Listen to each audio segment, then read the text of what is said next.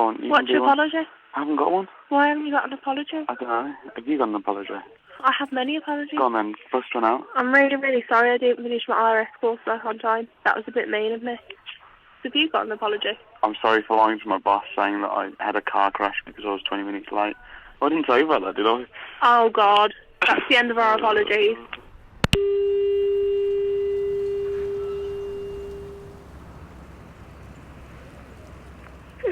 I don't understand this. It said leave your apology after the beep. What am I supposed to say? I cheated on my boyfriend. And I don't really give a fuck.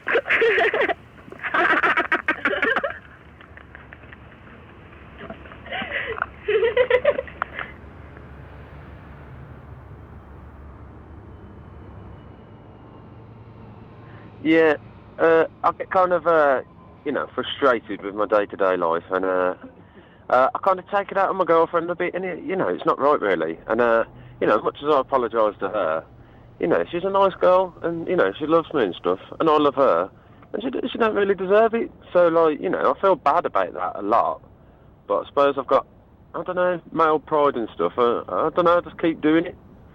So, I feel quite sorry about that. I had argument with people on the streets in 1995, I think to 96 during this year, and then I was followed to my home, and ever since my home had been entered into on a daily basis. I'm just under surveillance 24. It is very nerve-wracking. Is there any way I can apologize?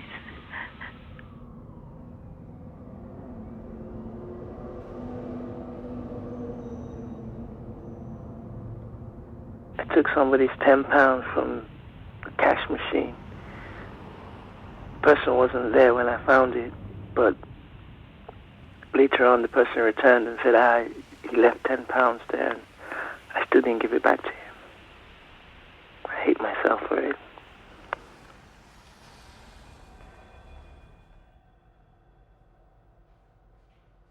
It's a message from my wife. She's called Viv, and we're separated now.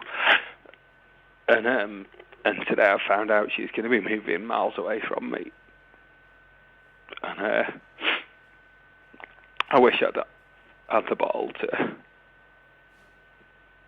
be upfront and honest with her about things before everything got out of hand. Because it was the best thing to ever happen to me, and I've just kind of let it go. But anyway, there you go. Onwards and upwards, I suppose.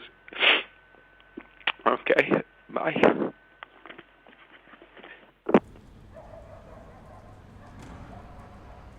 My husband doesn't believe me, and nobody believes me. They think that I'm just a small potato, that I'm not important enough for people to do things like that to me. I hope that this will help me with my nerves. I try not to take sleeping pills or depressants. I just want to apologize to these people. Where can I find them? Please help me.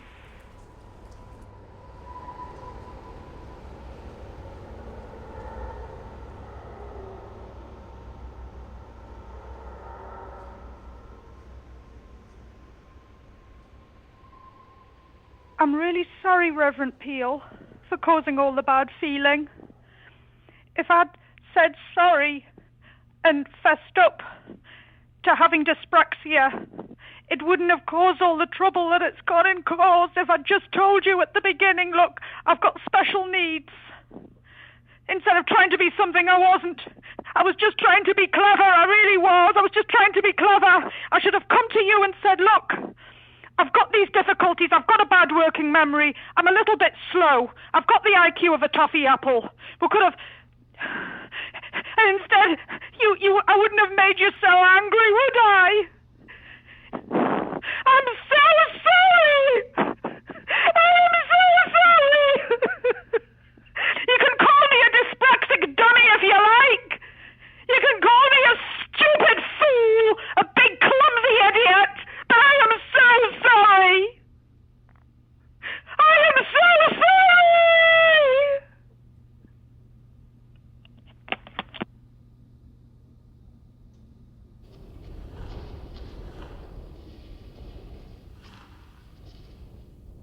just apologising for being late home again.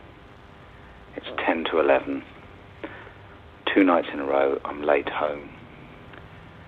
Not with my partner or child.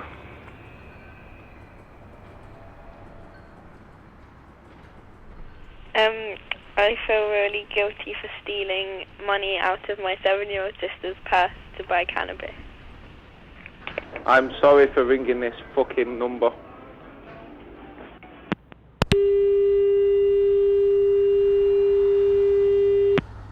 Yeah, hello. I like to call to say I not feel guilty that we're going to rape and kill all white bastard this country, kill you all, you white motherfuckers. You all die if you take over your country. Is fucking good, fucking white bastard. Bye. Thank you.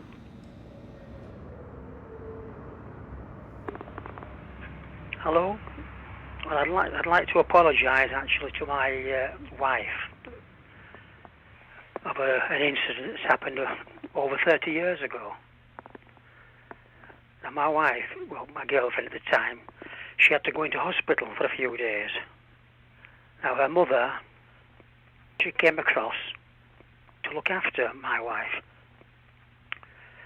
Unfortunately, that day, they said they wanted to keep her in again over the weekend. So, me and her mother came back and we had a few drinks at the local pub. Got back to my house and we opened some more wine, just carrying on drinking. It got to about 11 o'clock, maybe after. I said, I'm way to bed. After about half an hour, I wanted the toilet again. So I came downstairs, I peeked round the door. We had an open fire in them days. It was just a glow, and she was on the settee, asleep. I sneaked through, went to the toilet. When I came back through the living room, she was awake. And I was just wearing a pair of, well, them days, you call briefs now, I suppose. She gave a laugh, a little wolf whistle, you know, break the ice, I suppose, I don't know. And she sat up on the settee, threw the covers back, and she was just wearing a white bra and a white pair of panties. And we started drinking, and she was, well, telling me how lucky her daughter was to have such a good-looking lad, just building me up, I suppose. And I started to get an erection. This she didn't go unnoticed, and she says, "My," she says, "that looks plenty there." She says, "Stand up." I stood up. She just pulled me underpants down. I was stood naked in front of her, full erection. She just brushed it against her face, and I was a bit, I didn't know what to do at the time, and I just knelt down and we kissed.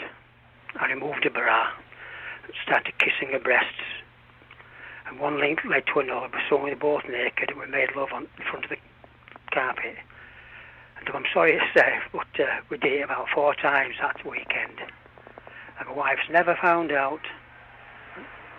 And, well, that's my apology to my wife. Bye.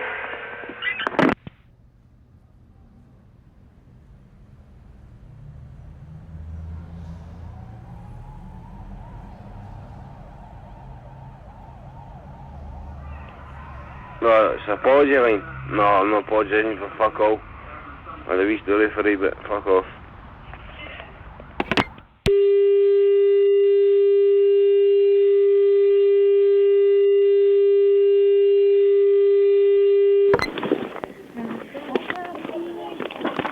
Oh my god.